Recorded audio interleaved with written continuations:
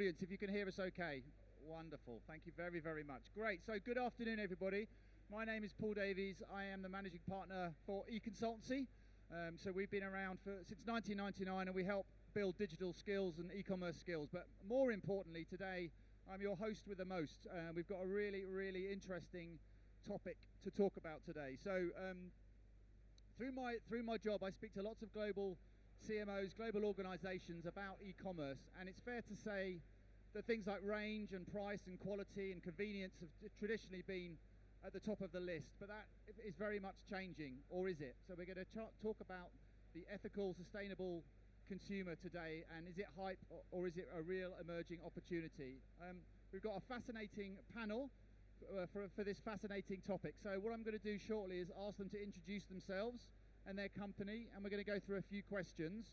But I've been told there's only been one question from the audience all day long, and my mission is to beat that. All right, so I would love there to be some audience participation and some questions at the end. So I'm giving you plenty of notice that there will be a roving mic coming around. Okay, so let's kick off.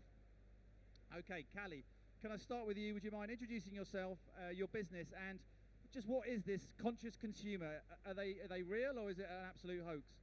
I feel like that's quite a pressurised question that I'm asked there at that point in time to try to sum up in the starting place. So hi everyone, my name's Callie. I'm the CEO and founder of a company called Unfolded. We make sustainable women's clothing. Before this, I ran a business called Lost Stock during COVID when we sold mystery boxes of clothes, which ended up funding about 113,000 garment workers in Bangladesh for about a month during COVID. Before that, I made a marketplace shopping app that helped big retailers understand what to make and what not to make. First things first, I think we should address that this is like the least diverse panel ever, so we are sorry for that. Apologies. Okay, right? And that kind of part of the process. We will try to make it more diverse in some of our thoughts, hopefully, as we go through, which means that I'm just going to pick fights with everyone else to give that sort of diversity for that piece that kind of comes out from it. In terms of that conscious consumer, like the conscious consumer, I think is like the most interesting thing in retail just now. Not just who they are, well, the behaviours of them, but the fact that actually I think every consumer is a conscious consumer. You just have to find the thing that they're conscious about for that to kind of come through. So that's a little bit of my starting point to kind of begin us off with. Fantastic, thank you. Simon, same question. Hi, good afternoon everyone. My name's Simon Payne. I'm the co-founder of So Responsibility. We work as a sustainable partner with JD Sports, and we take in their seconds and returns product, and we look to extend the life of the product for as long as possible. Hold it a bit up a bit. Oh, is it? Sorry. Did everybody miss all of that? I'm so sorry. So we work with JD Sports as a sustainable partner. We extend the life of footwear and clothing for as long as possible. Basically, we look to keep it out of landfill. That's one of the main things that we do. We work with other retailers as well. So basically, we look to take the seconds and the returns product in. We triage the product, and then we look to sell it on to the consumer. So we are giving the consumer a sustainable choice and an option of footwear. Does the consumer exist yet? With what you were saying, Callie, I'm going to be controversial as well and say no, not yet. Not because she's Scottish and I want to pick a fight with you, but because I think in pockets, yes, but that's with certain brands. I think as a general consumer, I don't think the brands are giving the consumer the option to be as yet. You have to have that option. You have to be bringing the consumer in, telling your story, etc. Otherwise, you are just transactional. So I think there's a long, long way to go. Great stuff. Love a bit of disagreement. Same question to you, Thomas. Cool. Can you all hear me all right? Yes? Cool. Hi, I'm Thomas Panton. I'm the founder and CEO of Canopy.com. I've worked in the climate to consumer sector my entire career. I've onboarded tens of thousands of people into the climate movement with the world's largest environmental organisations, from Greenpeace to the UN and plenty of others. I'm also a second-time founder on the other end of this spectrum. So my first company was the first company to commercialise the extending of consumer product life at the end of festivals and events, stopping that from going into landfill. Canopy is the first and only platform to completely streamline ethical consumerism.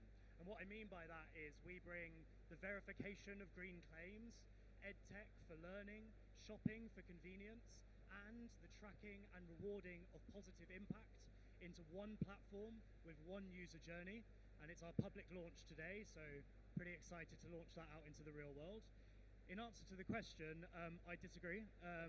In the last 20 years, the ethical consumer market has grown 1,000%, compared to the overall consumer market growing 4 times less than that.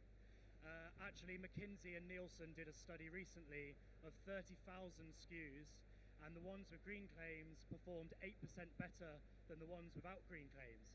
The problem is that there's an intent to action gap. So if you ask anyone in this conference or externally, they would all say that they want to be a sustainable consumer. The problem is that the convenience to do so, which I do agree on, isn't there as much. So this is why I set up Canopy, so we can bridge the gap between convenience and sustainability and make it easier for consumers to choose that sustainable option. We talked at the start about audience participation, so why don't we do some audience participation? So hands up here if you think you should shop more sustainably and you should protect the planet. Is that a 100% commitment? Hands up if you actually do. There you go. Can I just ask, hands up if you don't think we should be shopping sustainably and saving the planet? Okay, so it's pretty equivocal, right? I feel like that's a hard question to Absolutely. No, really, thank you for that, Callie. So, okay, so I think we're not looking for consensus here, but it does feel like there's an opportunity, but perhaps that opportunity isn't being realized by brands and consumers at the same time. So I want to turn to my second topic now, which is if we agree that these consumers exist, or there is a motivation that these consumers would aspire to, how are you appealing to them? So what are you doing personally in your companies that makes you attract-worthy to these organizations? And then I'm going to talk about how you actually reach them. So I'm going to start with you, Simon. What are you doing to actually kind of appeal to this conscious consumer? From our perspective, we're being as transparent as we possibly can be. So when we're selling the footwear that we're looking to save from landfill, we are being 100% honest, transparent in what we are doing. We are trying to get the consumer on board with the fact that as a business, we are trying to sell them footwear that could have gone into landfill. We have to be as honest as we possibly can be. We want to bring them on our journey, bring them into our brand, and let them sort of experience the brand and how we want to run it. Going back to what Callie says, and I promise we're not picking a fight, it is a lot of transactionals. Consumerism from a perspective, people go in, they buy stuff, it's a transaction, it's quick. And that's what we want to get away from. We want to get to the sort of point where we can take the consumer with us, we can give them the journey, we can give them aftercare, we can give them good customer service. All of this is really, really important, because from a conscious consumer, that's about slowing it down, slowing consumerism down, making the consumer think, do I need this other top? Do I need it? Should I have it? Am I going to use it a lot? And if the consumer is going to be slowing them down, then we've got to slow down and be more informative. Interesting. Callie, same question to you. What has unfolded, and perhaps previous companies, how did you appeal? So I just decided to make myself taller there because I did feel like Simon was picking on me and my sheet was shorter and it felt like he was starting to get over the top of me. I think there's a few things in this. So like I've spent a lot of time now in this industry trying to remove waste, okay? And the way that I look at kind of sustainability as the starting point is that like 30% of the products that big brands make will never actually be sold. Like you're trying to fix the problem, okay, right? But in reality, what you're doing is you're not trying to fix the starting point of the problem. You're trying to clean up the mess that has been created by these brands and these retailers by that overproduction, that overpurchase. So that's where you slot into that mix, that kind of comes through to it. I've always looked at this industry and this kind of sustainability as like, how do you fix the problem at the starting place? I don't believe that the idea of sustainability is just, hey, we've made this from this product, this material, or we've done this, or we've carbon offset that. Fundamentally, you haven't actually changed the model. You haven't actually become a more sustainable offering just by making that sort of tweak. I think I think that's a fallacy. I don't think that's the right direction to go into. So what we tried to do originally in my very first business is we tried to help big retailers fix this problem by getting smarter and utilize data. So we use data to help people decide what to make, what not to make. And it's a really great piece of technology that we built. Like, we spent 8 years building this. We had like PhD level data scientists building this. We had 1 billion customer opinions on products. But we had this one fundamental flaw in what we built, which is the model that most big retail businesses operate on, excuse my language, does not give a fuck about the outcome out the other side of it. Because fundamentally, it's stuck operating this model, and changing that model is too difficult for that business. There's that analogy of it's an oil tanker trying to turn around. So we would do all this work, we would get paid money, lots of money, to help people, and then they wouldn't actually change what they were doing. And the reason why they wouldn't change what they're doing, it was just too easy to stick in that model. And what I think is now really interesting is, because of the way that we can market to consumers, the way that we can engage with consumers, there is now an opportunity to build different models and explain to consumers there's a better way of doing this, okay, right? And that's what I think of when I think about the conscious consumer. Isn't this one big mass of consumers, it's hundreds or thousands of different communities who all care about different things, where you're trying to tell that story of being a better consumer to that audience about the things that they care about and the things that that piece kind of builds out from, and everything that kind of comes together from that. I'm sorry that's not a very concise answer, and it's quite a broad answer, but fundamentally, I think everything that we're doing as retailers, as e-commerce professionals, we should be questioning, like, how does this work for the planet, for our consumers, and for us, and trying to reshape with those 3 pillars in mind. Fantastic, thanks, Callie. So quite a different approach to Simon, coming in at different parts of the equation, almost, if you like. So Thomas, congratulations on Canopy. This is day 1 of the launch, so congratulations on that. But again, what made you think there was a need for Canopy and what you're doing, and why is that going to appeal? So over the last 10 years of working in the climate consumer sector, 3 main problems consistently came up for individuals when trying to adopt a sustainable life, and similar for businesses as well, which was knowledge, convenience, and price. So if you can't address those things for the sustainable, conscious consumer, then they won't adopt it. I think I challenge some of these thoughts a little bit, because on an ideological level, look, I wrote my undergraduate dissertation on how anarcho-communism was better than capitalism, but in the real world, we've got hundreds, if not thousands of years to wait until we can see an entire global economic shift of consumer behavior, of business behavior. The problem with the climate movement over the last 50 years, and I'm a part of this movement, is that we have expected businesses and individuals to change radically overnight. And when I say overnight, I mean within 100 years. Because you realistically cannot change an economic system that quickly, and we don't have time to wait for the economic system to change to have the impact that we need to have. So therefore, what do we do? Because we've got a huge barrier there. If we want to have the most positive impact we can have, we need to change the economic system. But we don't have time to wait for change. So the way that we look at it, and the way that I've looked at it as an individual working in this space for a long time, is that if we can build convenience into the sustainability model, then you will get mass adoption much quicker. And once someone is adopted into the sustainable consumer mindset, it is exponentially easier to change the way they consume. If you ask a consumer to completely radically change the way they consume as a first point of call, you can forget it. 98% of consumers don't care. They care about time, and they care about price. So what we need to do is we need to make it more cost effective, more time consuming, less time consuming, and more accessible. And then what that means is that they're into the fold, they're part of that journey, they're part of that story, they're shopping the way that they want to shop, the way they're used to shopping, but they're having a quantifiably better impact, which is something that we can quantify and show with the products on our platform. Then they're in that journey, and we can change that consumer habit, change that consumer mindset over a more reasonable period of time. It's a controversial opinion because, look, I come from Greenpeace, where we've been campaigning to change businesses and governments for decades, and actually, realistically, you need to give them a transitional roadmap to do that. you can't just stand there and say you're evil, change overnight, because it doesn't fucking work. Callie, were you going to jump in there? I think it was. I'm not sure. Like, I'm trying to like process it in my own head a little bit. So I like the idea of narco-capitalism. Do you know what I mean? Or narco-communism you're talking about. But I think there's two interesting threads there that I really want to pull up on.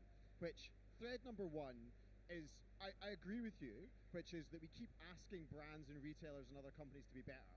One of the things that we fundamentally keep saying to ourselves is we've asked other people to be better. It's now just time to build better brands. Okay, like I believe that the people who have existed and created these problems are not going to be the ones that fix them. Okay, that kind of comes through to it. My second point on that, like this view of consumer convenience. Okay, right? So at Unfolded, we design our clothes in collaboration with our community. So we have like thousands of women who help design every garment, and then we only produce as people start ordering. So our delivery time is between 4 to 6 weeks, okay, right? So we are not a convenient solution. What we are, though, is we're a solution that is fundamentally better for the planet, that does positive social impact from the savings that we make, and offers the consumers the ability to move to a better solution without it costing them any more money. And in reality, sometimes actually costing them less money than it would cost them to go and buy that product on the high street from another brand and retailer. And what we've seen from that is that we're now kind of tens of thousands of customers in the UK, like repeat rates that are like eye-droppingly higher than the industry standard, like, you know, really fantastic metrics around that as a business model. And again, that's the point, which is I don't think you have to be like, oh, we can do it as fast, we can do it X, Y, and Z. You just have to find the thing that the consumer group that you're trying to change is willing to trade off against. Oh, and like make that same sort of. I don't think we're disagreeing. I just think that's a really honest thing. And if we're talking about people taking something away from that, is saying, do you know what? You don't have to beat these guys on everything. You just have to find the thing that your customer is willing to trade off to allow you to make that sustainable change. And that could be price, that could be time, that could be whatever it is. You've just got to find that lever. Yeah. Sorry. Go on, I was Thomas. just going to say the 4 to 6 weeks. I think that's brilliant because you're giving them the choice. They're understanding. It is kind of just purposely slowing them down, which I think is absolutely superb. You know, Amazon, you take it from another side of it. Amazon, you buy it, it's there the next day. That's convenience, increasing consumerism, but you've got the sort of the other side of it, and it's giving you the choice to be able to do it. But I think that's the difference in what you were saying earlier, which is a transactional purchase versus like a conscious, like, I have bought this for this reason sort of purchase, and allowing consumers are going to do both. It's just about finding the lever. So I'm going to move it on now because there's a lot of violent agreement going on here. It's getting a bit boring. So I want to move it on now to how do you reach these people, okay? We don't have bottomless pits of money and billions of pounds in media spend. So how, you know, what are the most effective ways of reaching your customers with your messages to drive the business? I'll start with you, Thomas. Yeah, so I think there's a couple of things which we're seeing just generally across the sort of consumer industry, which is changing not just in sustainability, but across all brands, which is we're moving to much more of a loyalty and brand sort of recognition-based shopping experience, rather than just buying something because, you know, meaningless ad told us to buy it. I think that that's still a transition though. I think that we're not 100% in that new world yet. So I think the best way to, in our sector, to be able to do that is build a brand which people resonate with, which speaks their language, which can talk to a lot of people, not a niche group of people.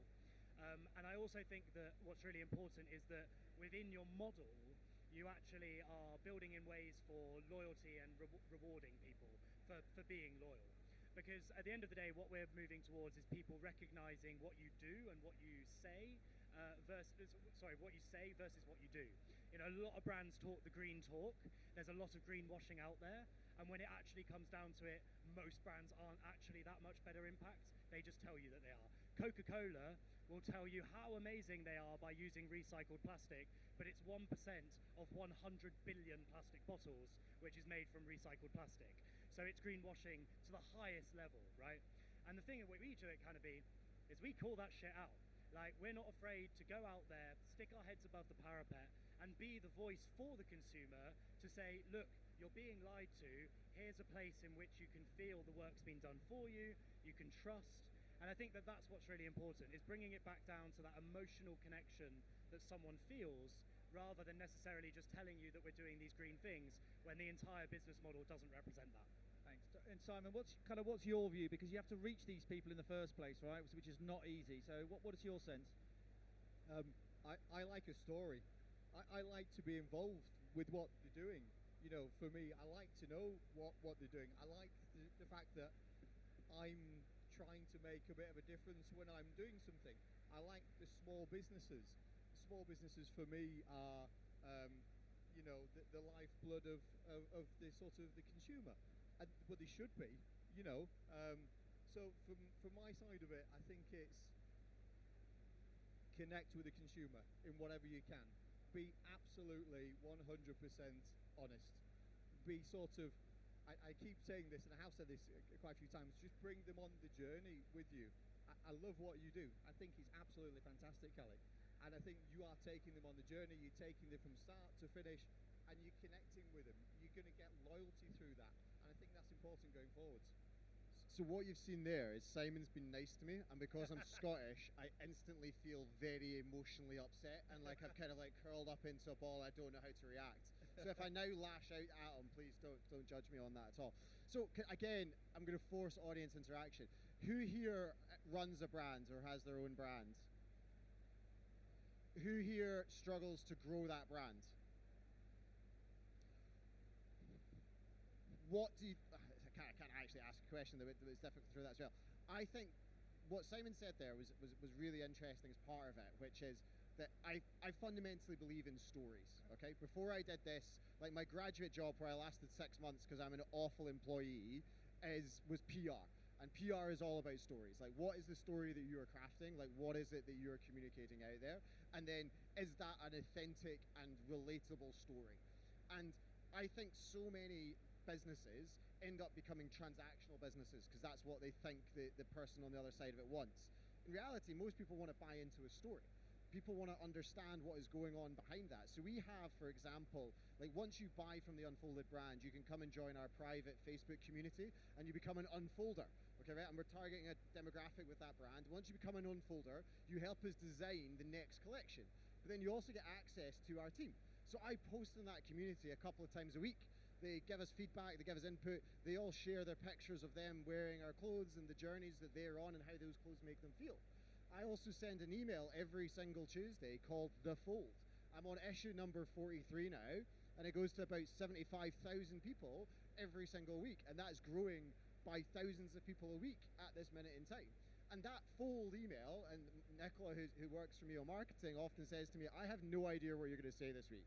And I'll be like, but so much has happened in this week. So like I talked, in that email that went yesterday, I talked about being here today. I talked about that we've got this dress that our community helped design and that it's scored unbelievably highly. And it's like sold out in like 12 days. All of our fabric is nearly gone in like 12 days. And it was the thing that we backed the most in terms of fabric that we'd ever done before that. To kickstart that and kind of going on the other side, and I'm a big believer in practical input and practical advice, is the brands that succeed today that are not transactional or not marketplace driven, who have a small number of products, they're telling the story.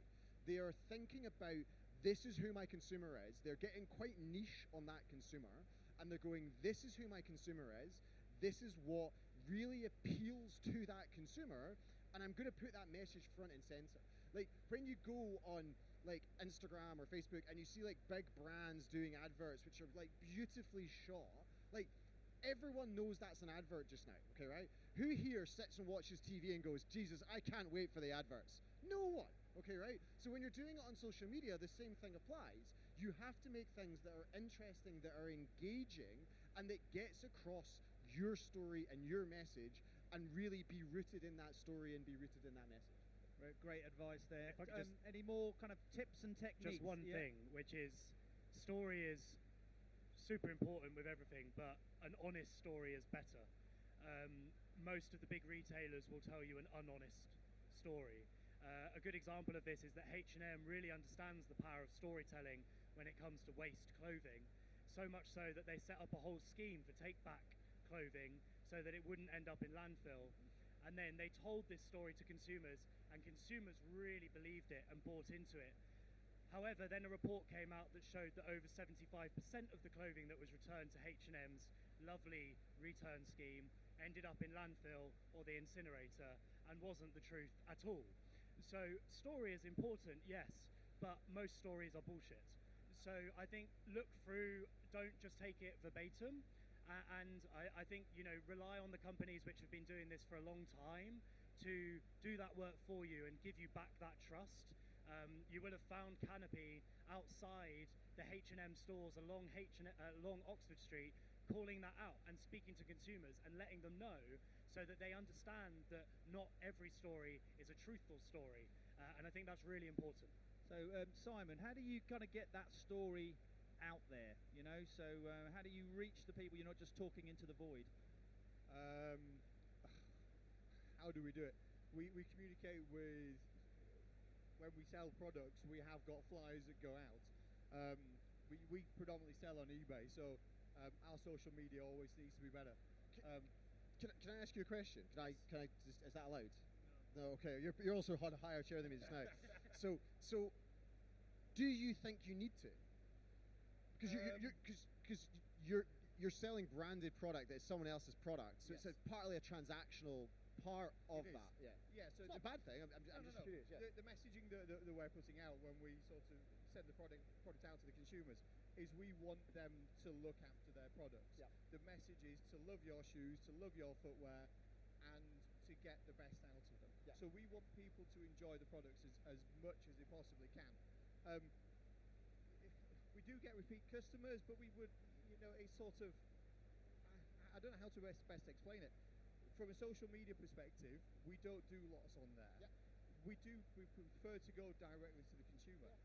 No, I think it totally makes sense, and I think both of these things matter. Do you know what I mean? Yeah, Like, they do. and I think on the point on the story again, it's like it's that authenticness and realness of any story, and for a lot of people here will be small businesses, so you can actually Yeah, build that piece. 100%. I mean, going back sort of 10 years ago, we used to work as market traders. We worked on the market, and that's how we originally started out. Whilst doing a job at the same time, I was doing 50, 60 hours a week as a project manager, going and doing the markets on the weekend. And then we kind of built it from there, and we put proposals out to brands and retailers and said, look, we think there's a problem here with this kind of footwear. What can we help? We'd love to start reselling it. And we would like to take it in, the shop display footwear. They say, what do you do with it? And, well, there's a strong chance that this is going to go to landfill.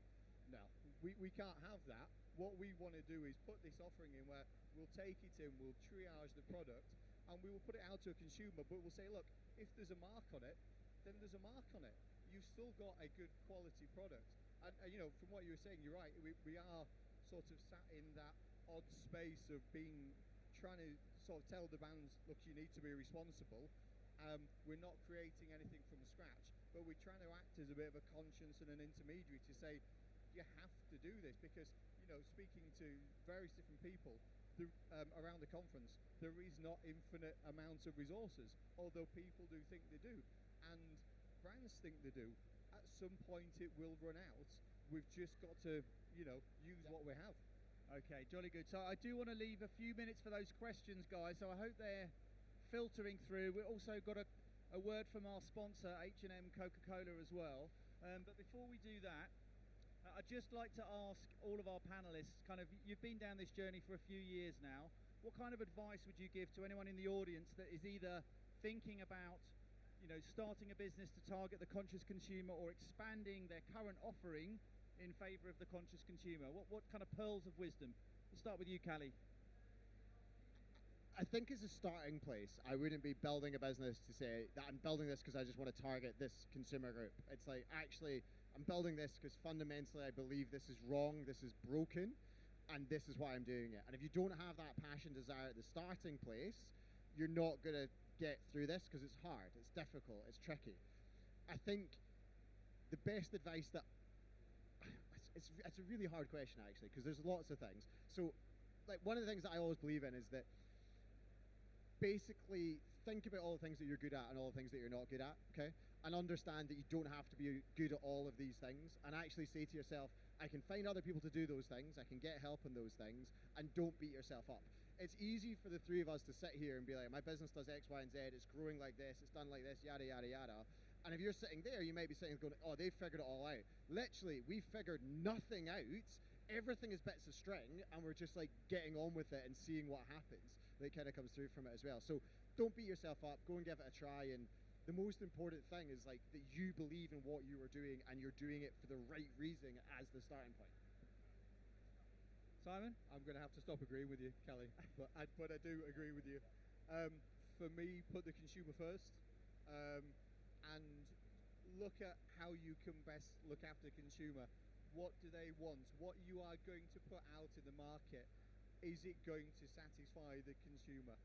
You know, that's going to be the key thing. It's not about us as a business. You know, it's not. And what you were saying, you know, we do absolutely everything from making the cups of tea to doing the meetings, the full lot. But it's not about us. It's about the consumer. We are selling something to the consumer, so we need to be understanding what is the consumer wanting, how can we best serve the consumer, and understand that from a conscious consumer. Again, I don't still think it is here yet fully. I keep saying it is here in pockets, but understand that they might want things to be slowing down, and they do want to be looked after. And as a business, then tailor it towards that. Very good. Last point to you, Thomas. I think it depends who you're targeting. If you're targeting like the eco warrior, like the climate conscious consumer, you need to be very on it and really make sure that you're building a company which actually has a truly impactful cause, because they'll call you out if not. If you're targeting the mainstream consumer, which is like 98% of people, I think that do your bit, be better, not perfect. No one's perfect, everyone has an impact. And some really great resources for small companies are the SME Climate Hub, Small 99, and of course you can come and just follow me on LinkedIn and I'll tell you what to do.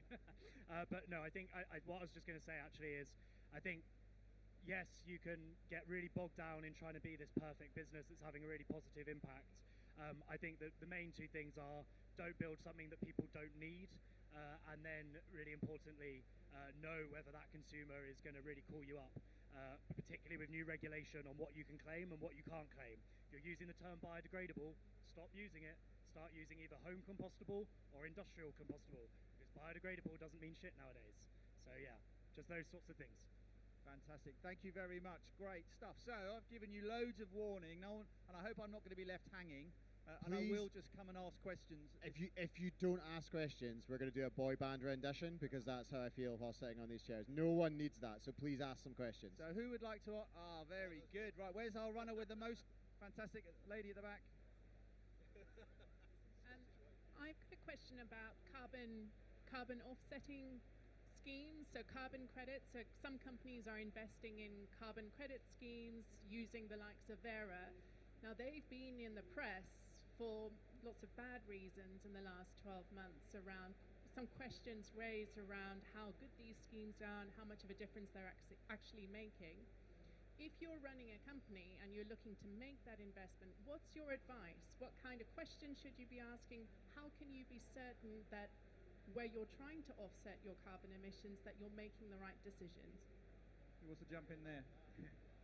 Yes, great point. Vera obviously got called out, and recently the EU has decided that it's going to clamp down on the term carbon neutral because of these very challenges. I think that, look, you can't be an expert yourself, so follow the experts who are doing the work. There's great companies like Ecology which are making sure that they are giving you verified and certified. However, what I would just say is that you can do your best, and actually if something comes out which was non-foreseeable, that's not really your fault. And then what you need to do is adapt to that and learn from the experts about where you can go next. I think just as an actionable thing, really what you should be doing as a first point of call is reducing your impact as much as possible. And then obviously there's going to be something left, because everyone has an impact. If you're one person working in a company, you are creating an impact. So I think that then you can start looking at ways in which you can offset, or even better, remove carbon from the atmosphere using various carbon removal projects like biocar or whatever they might be. Fantastic. This gentleman here, and if you could just say your name and the company you represent before you tell us your question. Hi guys, thank you. My name's Dan, I'm the founder of Kitchtool.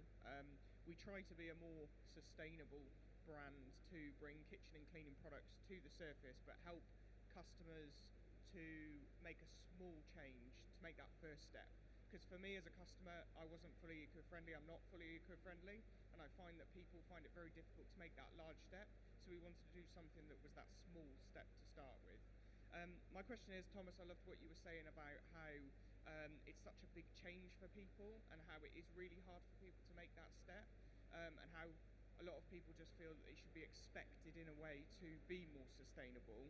One of the difficulties that I'm having in our brand at the moment is trying to get that customer feedback.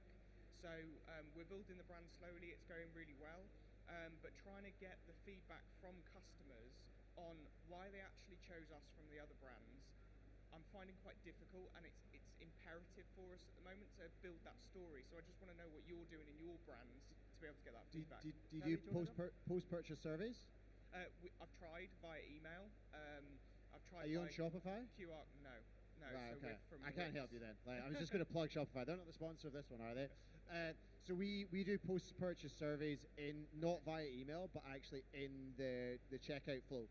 So we do like an upsell offer, and then there'll be apps with whoever you're with or whatever that kind of comes through to it. Yeah. And that actually, we get about 30% completes on that. So we get quite a lot of data about where people discovered us, what we're thinking through. We run that through Triple Whale as an attribution model, and that just comes part of free of Triple Whale's attribution sort of offering. It's quite expensive, Triple Whale, to start with, but it's really good value. But sending, like what we've always found is sending an email to the customer after they've purchased, asking them to do something, you're putting the burden on them again to go and re-engage with your brand and be part of that. When you've got them in that purchase flow, like that's the chance to be like, okay, why did you buy from us today? So we did one. So like obviously we obviously have a sustainability angle, we have a positive impact angle, and we're selling great product. And we set one up as a post-purchase, which was, why did you buy from us today? And it was like one of these or all of the above. And I wanted to basically try to figure out which one it was so that we could like tweak some of our marketing output to layer more into that. And I think like 75% of people to pick like all of the above, and I was like, this is entirely pointless. I can do nothing with this data. But like that's where we captured it from, and we found that really helpful. Like what you're seeing though, and just in general wider, is like customer feedback is the lifeblood of any startup business. And creating really quick feedback loops, whether that's through social media, whether that's through email, I think is absolutely vital to any business. Like for us, all of our product is co-created with our customer, and we're building entirely based on that. Before we decided to go down any path, we'd worked with like 300 consumers to figure out this is what they wanted us to build for that piece that kind of came through to it. So it's really worthwhile spending the time and effort getting that bit right. Fantastic. Lovely. Another question over here. Again, if you could just tell us who you are and where you come from. Any more questions? Hands up so I know where to go to next. Anyone? Sorry, go. Yeah, hi. My name's Caroline. I work for Capita, so I'm B2B, but I'm in the sustainable business area. And it's a little bit linked to the last question, but do we have data that proves that people are actually switching from brands that are not ethical? Because we've done quite a lot of research around this, and there seems to be two schools of thought around, you know, whether people would not engage or buy from a brand if they were not an ethical brand, and whether they would. And I think that's different across different sectors. But have you seen anything that actually proves that people would or wouldn't purchase? I mean, yeah, there's loads of data showing that the ethical consumer market is growing faster than the average consumer market, and there's been specific SKU data on, again, consumer products, but generally showing that if something has a green claim on it, it has a higher uptick in sales overall. The challenge though is it's not that black and white, because obviously there are other things like price and convenience, which often also come into the consumer mind. We're not rational consumers, so it's impossible to say that it is specifically because of this thing, because we live in a social world, there's influence around us. If our friend tells us to buy something, we're more likely to buy it than if someone tells us that it's sustainable, for example, even if the other option is less sustainable. So I think that, yes, the data is there, yes, it's growing, but you absolutely can't just lean into that and go, woohoo, I can just ride that wave. You have to make an effort to make sure it's a product that people want still. You have to make sure that it's a brand that people feel loyal to still. So all of the classic tropes of building a business still massively exist in that sector because you're still selling to people. It's just that one of the things that they're now looking for is, do you have a positive impact rather than being a negative impact? I mean, you just look at the reaction now that Rishi Sunak has decided to roll back on a number of policies. There's absolute outcry from like the entire population on it, and it's not because people are avid, ethical consumers. It's because it's one of the things that we care about, and we're seeing that just be stripped away. So it's a good example at a macro level that people do care, but you just have to be aware that there are other things that they care about as well. Fantastic. Did you want to jump in there, or? I can't add it. I'm going to be honest, I probably can't add anything to that. The only thing I'd say is at the start, when we asked everyone to put their hands up, like everyone says they want to be more sustainable, everyone says they want to help the planet, and then when we said how many people are actually making those choices, you saw the number filter down in terms of the hands up. So when you are doing anything, you have to understand it's not everyone, it's a smaller grouping. It can be more people, but you have to make it compelling. Like just putting the word sustainable on something, and like because it is actually sustainable, just to make that very, very clear, that doesn't make people buy it. It still has to be a great product. It has to be that has to be the right offer. It has to be delivered in the right way. All of those other points are still as important, but it's the right thing to do. Like I probably leave that. I would just say that goes right back to my first point, which is that as much as yes, there's this ethical consumer market that's growing, the intent to action gap is very, very real, and actually what that comes down to is convenience and price. If we ask people to radically change their lifestyle too quickly, they're not going to adopt it. Yes, a niche audience will. Great that that's a loyal audience. Great that they're coming back lots, but the mainstream audience will not adopt it. So we absolutely need to tie convenience with sustainability if we want to see mass adoption of ethical consumer habits. Jolly good. Okay, I think we've got time for one more question. Is there one more question in the audience? Gentleman is coughing there. That's not a question. We've got one down here. We've got one down here. Now I know this guy, Lenny. Oh, sorry. I tried. Did you ask a question? We'll squeeze you in, Lenny. Don't worry. Might be less relevant, but I was wondering, all questions were about consumers, but I'm wondering, how do you engage your employees in your organizations? Because I think this is also important.